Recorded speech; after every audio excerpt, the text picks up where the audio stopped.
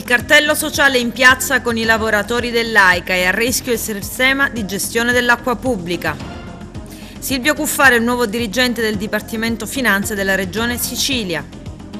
Oggi Favara ricorda Stefano Pompeo, il bambino ucciso per errore dalla mafia. Giorno 25 aprile, in occasione del suo compleanno, iniziativa per ricordare la giornalista Loredana Guida. Arriva nelle farmacie la pillola anti-Covid distribuita gratuitamente con prescrizione medica.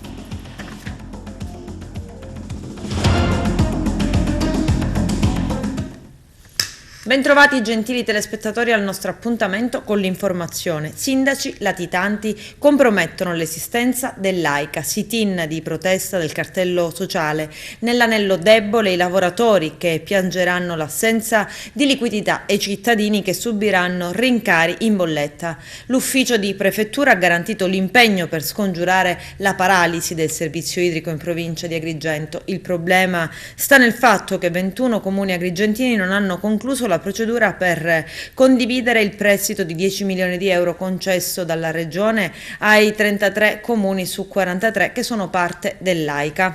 A questo si aggiunge dall'assessorato agli enti locali il no alla possibilità di un intervento sostitutivo nei confronti dei municipi. Il servizio di apertura del nostro direttore Arturo Cantella. Don Mario, oggi una testimonianza, una prova di forza per questa vicenda dell'AICA. Sono tante le vicende che voi come cartello sociale avete messo in evidenza, oggi è la volta dell'acqua. Cosa sta succedendo? Cosa chiedete fattivamente qui stamattina davanti alla prefettura di Agrigento?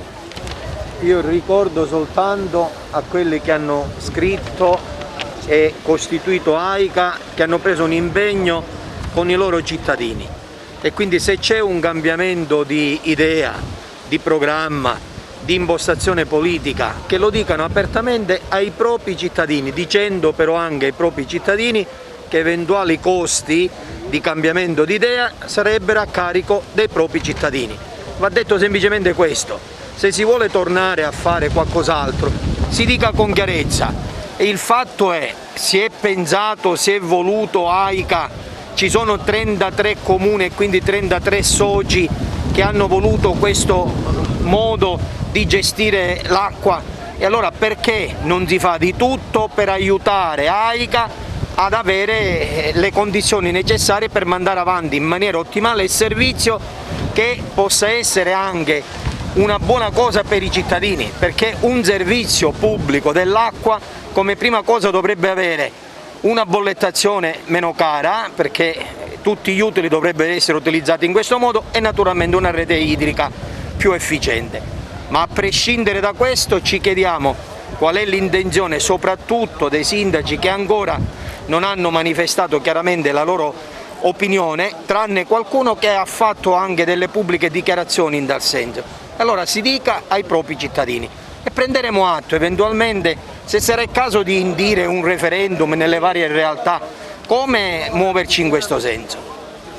Quindi sperate nella prefettura, nell'azione della prefettura? Noi speriamo nell'aiuto di chiunque, ma soprattutto speriamo che il buon senso porti i primi cittadini, che sono i responsabili delle loro città, ma soprattutto i rappresentanti dei loro cittadini, a fare di tutto perché il servizio venga svolto nel miglior modo possibile. E avendo fatto una scelta a suo tempo, a luglio venne costituita questa consortile, e allora che si dia la possibilità alla consortile di funzionare. Il gattopardismo agrigentino sembra farla da padrone, tutto si fa, tutto si ricostruisce per restare sempre allo stesso punto. Lei come sindacato di Agrigento, della UIL, cosa sta succedendo e cosa sperate anche nei confronti dei cittadini che purtroppo giorno dopo giorno vengono vessati dalle bollette dell'acqua, dei rifiuti, insomma un cittadino che è solo una spugna da spremere? Paradossale è l'atteggiamento di molti sindaci della provincia di Agrigento, che prima hanno dato la disponibilità alla creazione di AICA e ora si stanno facendo marcia indietro.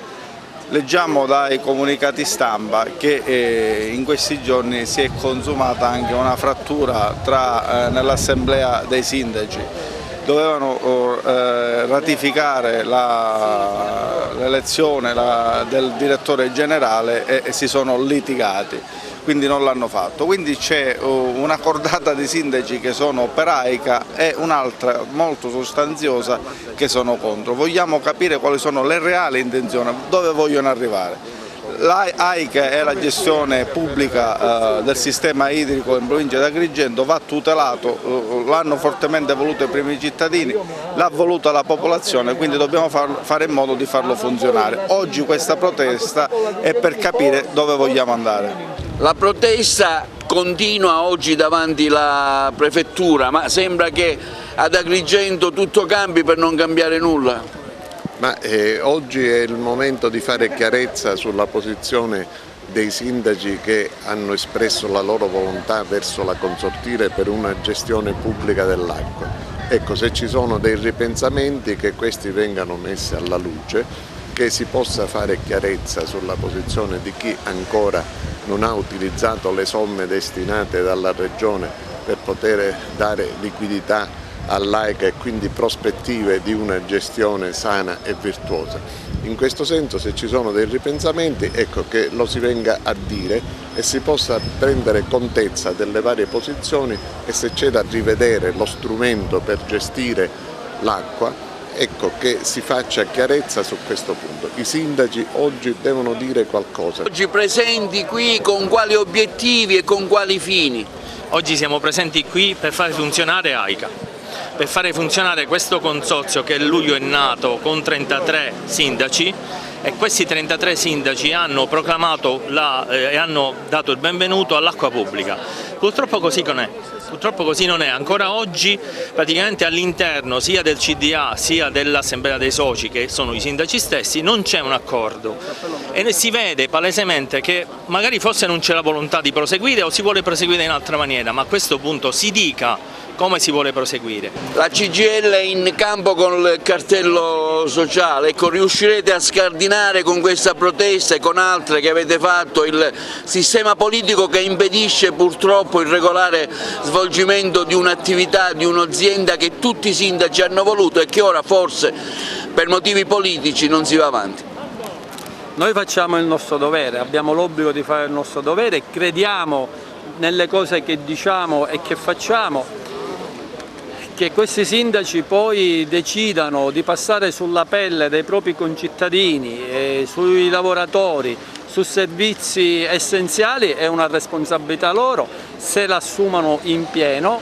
Noi li denunceremo con nome e cognome chi fa cosa, quali sindaci cercano di scardinare questa azienda pubblica per liti non dicibili. Qualcuno ancora non capisce per esempio la differenza tra essere proprietà ed essere membri con l'obbligo di gestire come il CDA e quindi vuole prevaricare. Qualcuno non è riuscito forse a bloccare prima un bando pubblico per la nomina di un direttore generale e oggi lo rimettono in discussione. Dicano le ragioni per la quale un bando pubblico non va bene. Forse il nome che è uscito non corrisponde alle esigenze di qualcuno? Questi interrogativi noi li poniamo con schiettezza, senza girarci troppo attorno, e se fallisce AICA devono sapere che ne sono responsabili davanti alla città e che comunque noi non consentiremo un ritorno al passato attraverso qualche azienda amica che possa gestire per nome e per conto. Sì, la segreteria regionale della FICT in CGIL è presente a portare solidarietà alle lavoratrici e ai lavoratori, a chiedere l'immediata nomina del direttore generale e a chiedere che si dia certezza rispetto a questo tema importantissimo. Quindi continueremo la lotta finché tutto non sarà risolto. Ancora nessun colpevole dopo 23 anni. Il 21 aprile 1999 Stefano Pompeo, 11 anni, di Favara, viene ucciso per errore. Amava le macchine, aveva semplicemente voluto fare un giro su una Jeep di proprietà del capo di una cosca di paese, quando un comando fa fuoco sull'auto, un proiettile colpisce e uccide anche Pompeo. Oggi Favara lo ricorda. Vediamo.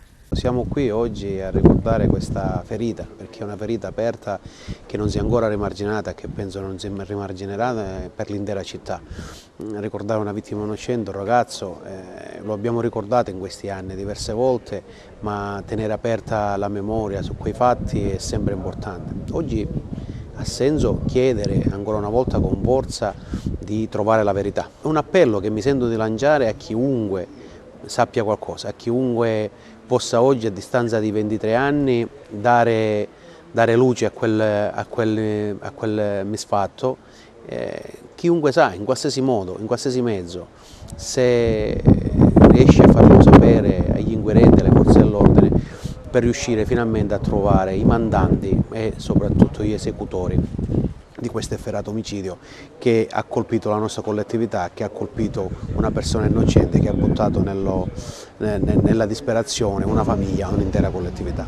Lanciamo un appello per chiunque sappia qualcosa, se può, deve metterci in condizione di scoprire la verità.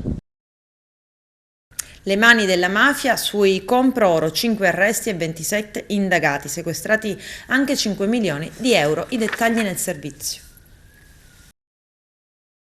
Sarebbero stati un punto di riferimento per ladri e ricettatori, acquisendo oro di provenienza illecita, per poi fonderlo e trasformarlo in veri e propri lingotti. Siamo a Palermo, alla base del sistema ci sarebbe stata una società che, come ricostruito dagli investigatori, avrebbe ricevuto le direttive impartite direttamente dal mandamento mafioso di Portanuova. Si tratta della Luca Trading SRL, sono 5 gli arresti della Guardia di Finanza: Vincenzo Luca, Rosario Luca, Francesco Luca, il padre dei primi due, e Sergio Rubino, la quinta persona arrestata e la moglie di uno dei figli di Francesco Luca. La Finanza ha eseguito nei loro confronti una ordinanza di custodia cautelare firmata dal GIP per associazione di stampo mafioso, riciclaggio, ricettazione ed estorsione aggravati, sottoposti a sequestro, oro, conti correnti ed altri beni, nella disponibilità di ben 27 indagati. L'attività di indagine è stata coordinata dalla Direzione Distrettuale Antimafia della Procura, che ha passato al setaccio una serie di operazioni considerate sospette.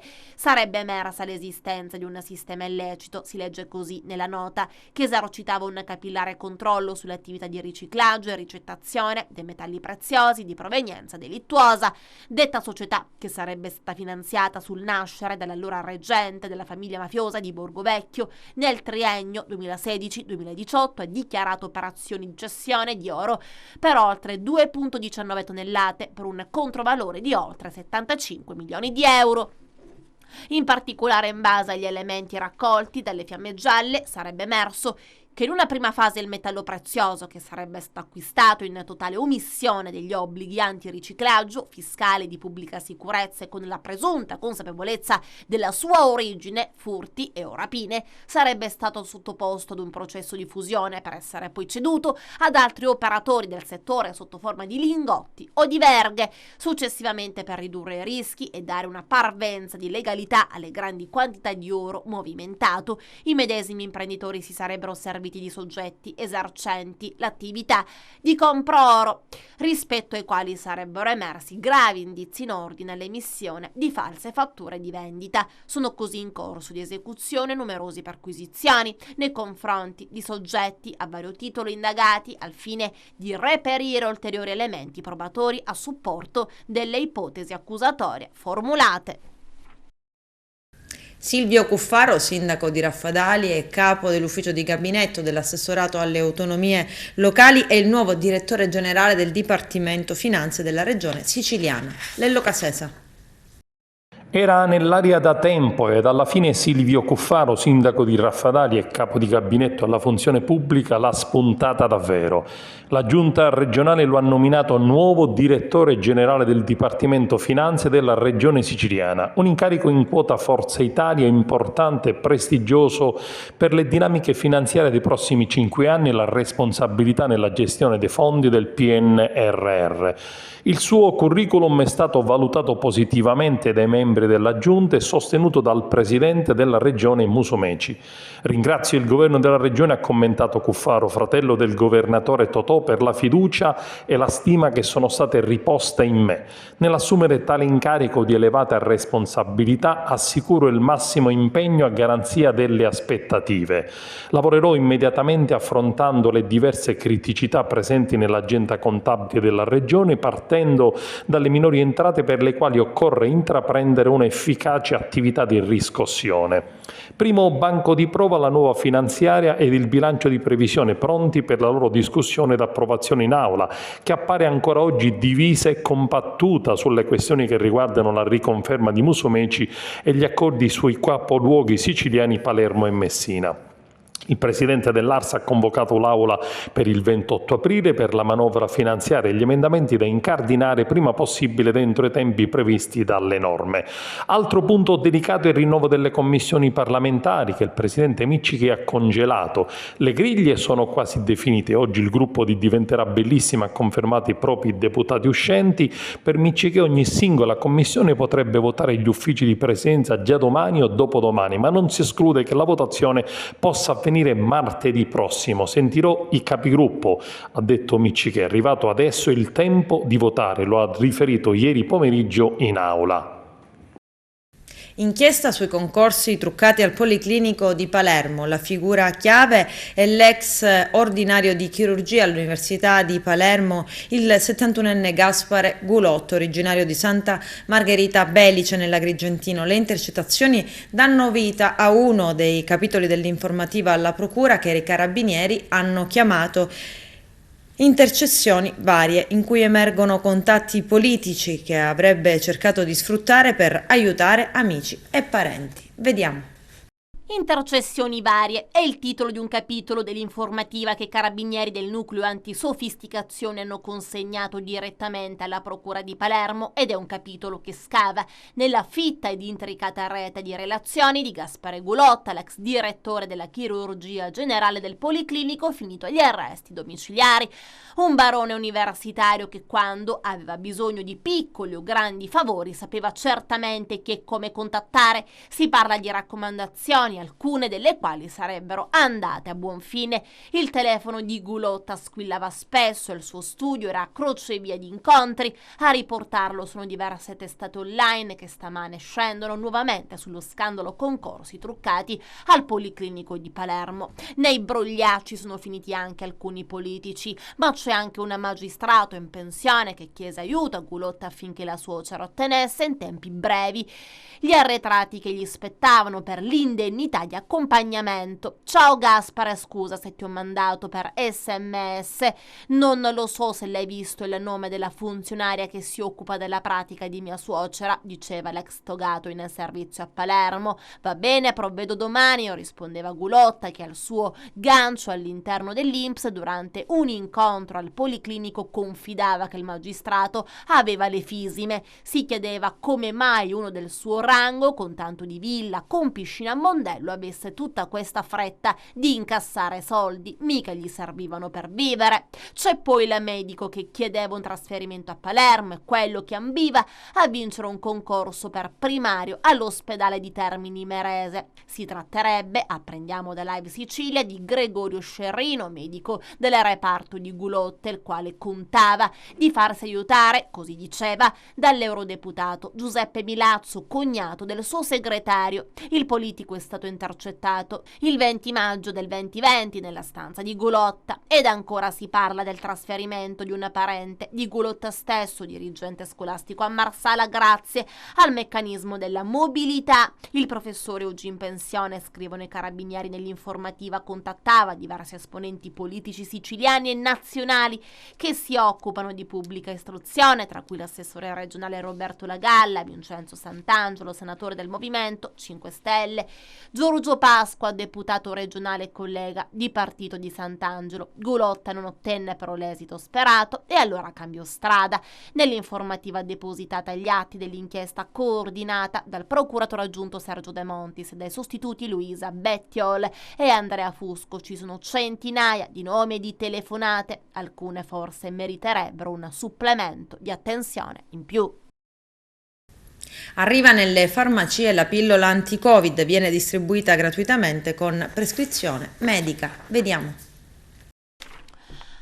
A partire da oggi anche i medici di medicina generale possono prescrivere il farmaco antivirale Paxlovid per il trattamento precoce della malattia da coronavirus. Così l'Agenzia Italiana del Farmaco, AIFA, in una nota pubblicata sul proprio sito. La decisione dell'AIFA è diventata esecutiva con la pubblicazione della determinazione AIFA nella Gazzetta Ufficiale del 20 aprile scorso. Con la ricetta del medico di medicina generale il paziente potrà ritirare il farmaco direttamente in farmacia senza costi a carico del cittadino e senza aggravi per il Servizio Sanitario Nazionale. Paxlovid è indicato per il trattamento di pazienti adulti che non necessitano di ossigenoterapia supplementare, che sono ad elevato rischio di progressione a Covid-19 severa, come ad esempio i pazienti affetti da patologie oncologiche, malattie cardiovascolari, diabete mellito non compensato, obesità grave e così via. Ricorda ancora l'AIFA, il trattamento deve essere iniziato il più precocemente possibile, comunque entro 5 giorni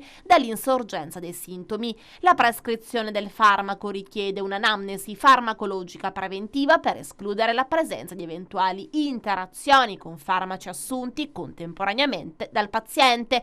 Sul sito dell'AIFA sono disponibili il riassunto delle caratteristiche del prodotto e il link ai principali siti web per la verifica delle interazioni farmacologiche.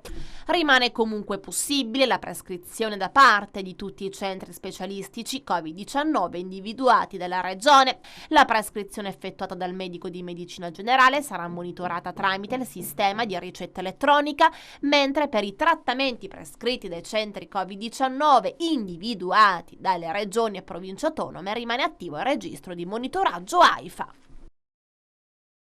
Hanno vissuto per 40 anni in una casa, convinti di esserne legittimi proprietari, ma solo adesso scoprono di averla occupata abusivamente. È la singolare storia di una famiglia agrigentina e di un immobile al villaggio Peruzzo. Quando hanno scelto di vendere la casa, i presunti proprietari si sono resi conto che di fatto quella struttura risultava intestata ad un'altra persona, il loro vicino. Il problema sarebbe dovuto a un'errata attribuzione del subcatastale. 40 anni fa i due coniugi hanno acquistato l'immobile dall'ex GESAL, oggi Istituto Autonomo Case Popolari di Agrigento. Adesso quell'acquisto non risulta agli atti, così si sono rivolti all'avvocato Domenico Schembri, che dopo aver verificato l'impossibilità di rettificare l'originario atto di compravendita ha provato a ottenere l'usucapione dell'immobile abitato da 40 anni dai suoi assistiti.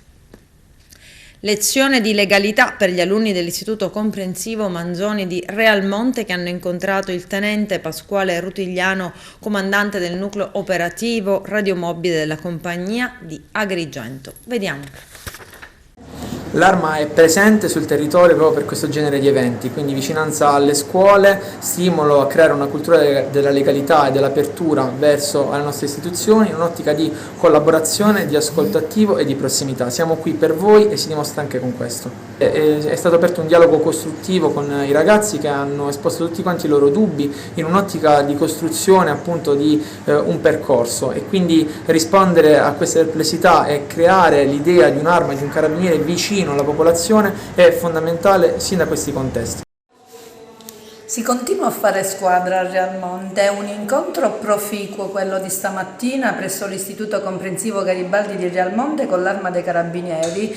Il tenente ha spiegato le regole comportamentali, civili, sociali, morali ai ragazzi, ha mostrato una serie di slide molto significative anche riguardo all'evento pandemico, quindi al periodo più brutto e più buio che il mondo ha attraversato negli ultimi anni, sempre da un punto di vista propositivo e sotto il profilo della legalità. Quindi che dire, io ringrazio l'Arma dei Carabinieri, ringrazio l'Istituto Comprensivo di Realmonte nella persona della dirigente, la professoressa Fazzi, e ringrazio i ragazzi che hanno mostrato attenzione sin dall'inizio e fino alla fine dell'attività che è stata posta in essere stamattina. Ancora una volta la scuola si interessa ai problemi della società e in particolare ad affrontare il problema della legalità. Spesso nelle scuole si parla di legalità, ma i ragazzi la vedono come una cosa distante da loro, anziché capire che è la concretezza della realtà e del mondo quotidiano che vivono momento per momento, giorno per giorno. Oggi abbiamo i carabinieri col tenente Rutigliano che sta tenendo una lezione ai ragazzi e speriamo di stimolare ancora di più la loro curiosità e il loro interesse verso una società sana, fondata sulla legalità.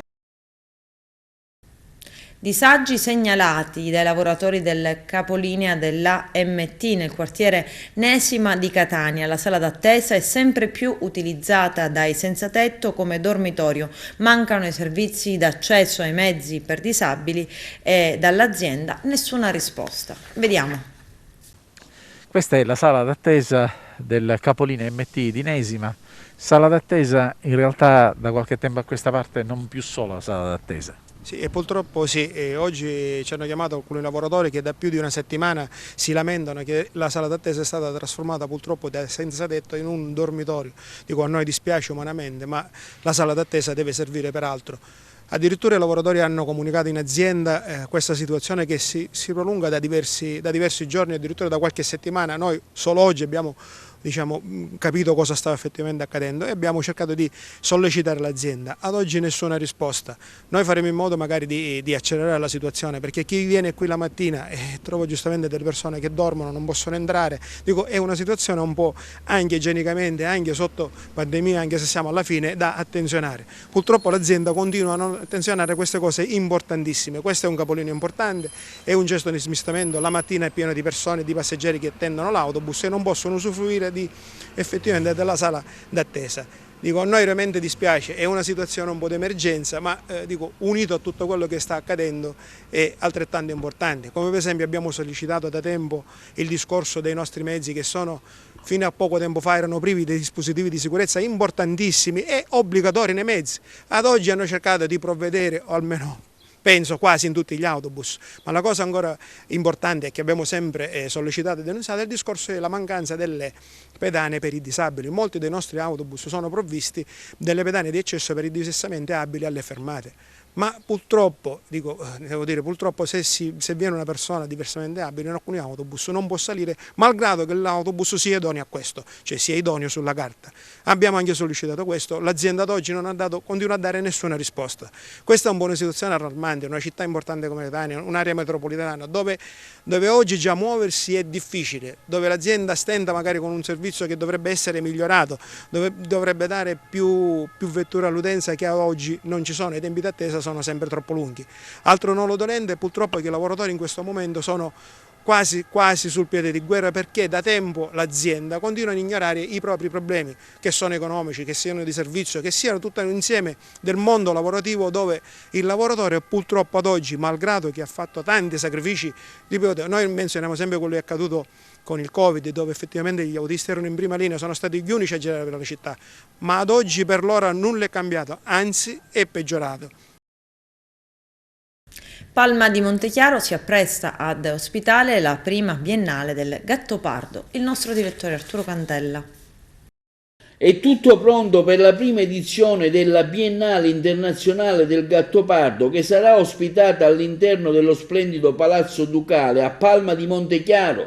Il taglio del nastro è fissato per sabato 23 aprile alle ore 17:30 e ci sarà tempo per visitarla fino al prossimo 8 maggio.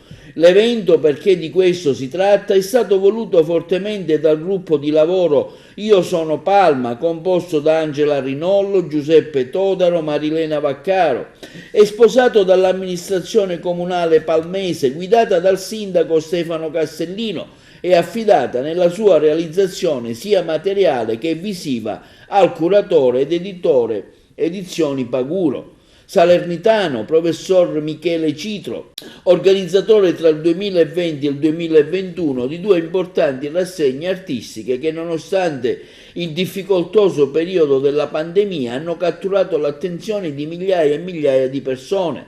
Il titolo di questa prima edizione è Homo Deus, il dilemma dell'uomo Dio, Gli artisti sono tanti, selezionati e invitati a partecipare tra italiani e stranieri, saranno oltre 60. L'evento ha ottenuto anche il patrocinio della Regione Siciliana, l'Assessorato ai Beni Culturali e dell'Identità Siciliana, della Facoltà di Scienze della Formazione dell'Università di Catania, dell'Università degli Studi di Messina e del Valletta Higher Education Institute di Malta, nonché la partnership ufficiale di Astoria Wine e di una serie di gallerie e associazioni nel settore dell'arte contemporanea. Domenica 24 aprile, nello stesso palazzo a Palma di Montechiaro e al medesimo orario, ci sarà una conferenza sul tema scelto per questa edizione di esordio, l'Homo Deus, con l'intervento di una serie di docenti universitari e professionisti. Il tutto sarà introdotto dai saluti istituzionali del sindaco della città del Gattopardo, Stefano Castellino, e moderato dall'avvocatessa Marilena Vaccaro. Al termine ci sarà la premiazione degli artisti, ai quali verranno assegnati il premio biennale del Gattopardo realizzato dall'architetto ceramista salernitano Nicola Pellegrino, un premio insomma alla carriera e diversi riconoscimenti secondari assegnati, come già accennato, nelle singole gallerie partner. Durante il corso della manifestazione, grazie all'impegno culturale dell'istituzione Giuseppe Tommasi di Lampedusa, sarà esposto nel Palazzo Ducale il grande arazzo Ananias e Safira, nato dal cartone di Raffaello, realizzato ad arte dalla tessitura belga di Henrik Mattens e restaurato dai professionisti della Cappella Sistina, parte della collezione privata Roberto Billotti, Ruggi d'Aragona. Adesso c'è la pubblicità, a tra poco vi aspetto. Il prossimo 25 aprile alle ore 16:30 ad Agrigento al Parco del Sorriso in via Alessio Di Giovanni un evento in ricordo di Loredana Guida, giornalista ed insegnante di Fontanelle scomparsa prematuramente nel 2020. Un momento dedicato alla solidarietà, all'amore e all'inclusione sociale proprio nel giorno in cui Loredana festeggiava il suo compleanno, nato dal desiderio della famiglia Guida di continuare a fare del bene in sua memoria. E sabato prossimo, 23 aprile, al Teatro Posta Vecchia di Agrigento è scena La Regina della Croce, due monologhi che mettono in risalto due quartieri della città dei Templi, Santa Croce, la Frana del 96 e Villa Seta, costruito per accogliere gli sfollati. Arturo Cantella. Le Regine della Croce, questo è lo spettacolo che si svolgerà sabato 23 aprile alle ore 21 al Teatro della Posta Vecchia ad Agrigento, con i testi scritti da Adriana Iacono, con Rosellina Guzzo, arpa celtica e tamburo, Giusy De Blasi, Elena Pistillo, e un video di Tano Siracusa, con la regia appunto di Elena Pistillo. Si tratta di uno spettacolo che dalla realtà si eleva al sogno attraverso i monologhi di due donne, due sguardi diversi, uno sui ruderi del quartiere di Santa Croce ad Agrigento, provocati appunto dalla frana nel 1966, e l'altro sul degrado attuale del quartiere di Villa Seta, costruito per accogliere gli sfollati della frana. Le voci delle attrici si mescolano con la musica originale di Rosellina Guzzo e raccontano il viaggio dell'anima oltre le barriere del tempo e dello spazio, alla ricerca di un mondo migliore per i nostri figli. Ricordo che tutti parlavano della frana, un crollo improvviso, palazzi evacuati, tanta paura, ma non ricordo la frana. Certo, c'è chi li fa, c'è chi ce la fa. Qualcuno che se ne va e arrinesci. Ma perché qua che c'è? Che ti offre qua? Io ci ho provato, ci sono andata al nord. 1 mese ho resistito, 1 mese. Ite de cavo, sotros? Il siculo spagnolo della donna è contagioso. No, io me voy a me casa. Ne viene fuori una conversazione che si impasticcia tra lingue neolatine. Por allá, vamos, bimbi. Io voglio lavorare, perché se travaglio la casa io me l'affitto. Non chiedo niente di speciale, solo di lavorare. Lavoro, signor Sindaco, solo quello. Serve a noi per campare sereni. Io glielo spiego a quelle delle case dei popolari. Se hai il lavoro, La casa te la puoi comprare. Ma che te ne fai della casa se non lavori? Siamo adesso allo sport, calcio, eccellenza. Domenica prossima sfida Pro Favara Akragas. Carmelo Lentini. Pro Favara Akragas, un derby dal sapore particolare per la stretta vicinanza geografica ma anche familiare, una sorta di Milan-Inter che per un'intera vigilia tiene in fibrillazione le rispettive tifoserie. Non a caso entrambe le squadre si autoricaricano mentalmente e sono pronte a darsi battaglia sul rettangolo di gioco. Ma ciò che più contano sono lo spettacolo e il rispetto delle regole sia in campo che sugli spalti. A 2 giornate dalla conclusione della regular season, entrambi i club si ritrovano in piena zona playoff, per cui qualsiasi risultato potrà uscire fuori da questo match, i giochi sembrerebbero praticamente fatti, ma c'è di mezzo la solita matematica e lo spieghiamo meglio. L'Akragas ha 6 punti di distacco dal Pro Favara e quest'ultima ha 3 punti in meno dal Doncarlo Misilmeri. La compagine dei Templi, oltre il derby di Favara, dovrà giocare l'ultima in casa con l'Enna. Il Pro Favara, dopo l'Akragas, sarà ospite del dimesso Casteltermini. Il Doncarlo Misilmeri, domenica con l'Oratorio Varineo, concluderà con il Marsala. Solo un doppio tracollo a Cragantina, facciamo i dovuti scongiuri nelle ultime 2 giornate, rimetterebbero in discussione la composizione finale dei play-off, sempre che le altre 2 vincano i rispettivi scontri. Questo sta a sottolineare l'importanza dell'alta posta in palio che potrà uscire da questo penultimo turno di campionato. Ma come si sta preparando l'Akragas a questo confronto? La squadra biancazzurra proviene da 12 risultati utili consecutivi e ha trovato in Pavisic il bomber che gli segnasse in maniera molto costante. L'intera rosa cragantina ha raggiunto una spiccata personalità ed il lavoro del tecnico Nicolò Terranova sta raccogliendo i frutti sperati. Contro il Pro Favara sarà una gara di grande concentrazione e personalità, una sorta di partita a scacchi dove chi sbaglia una semplice mossa la paga amaramente. Ancora calcio, ma scendiamo di categoria, panoramica su promozione e prima categoria con Carmelo Lentini. Domenica invece si gioca nel campionato di promozione Girone A e le rappresentanti agrigentine, vale a dire Raffadale e Camarat, si accingono a concludere il proprio cammino per la disputa delle ultime 2 partite in programma. Entrambe mirano la zona playoff per quanto riguarda il Raffadale di Giovanni Falsone, per quanto riguarda invece quella allenata da Mimmo Bellono e invece per la disputa dei play-out. Ottima opportunità per la compagine raffadese che domenica affronta tra le mura amiche il già retrocesso Villabate, mentre sarà proibitiva la trasferta per gli uomini di Mimmo Bellomo che saranno ospiti della Resultana, squadra che già è stata promossa nel prossimo campionato di eccellenza. Per quanto riguarda invece la prima categoria Girone B, si disputa la prima semifinale playoff. Si tratta di Gemini Bagheria, una gara secca che si giocherà a San Giovanni Gemini. La vincente giocherà la finalissima con l'Atletico Favara per il salto di categoria. Per quanto riguarda invece lo spareggio play-out, Ravanusa e Sciara. In un'unica gara secca che si gioca al Saracello e Ravanusa, chi vince si salva. Serie D, il Licata pareggia nel recupero contro Cittanova. Liotta finisce 2-2. Vediamo.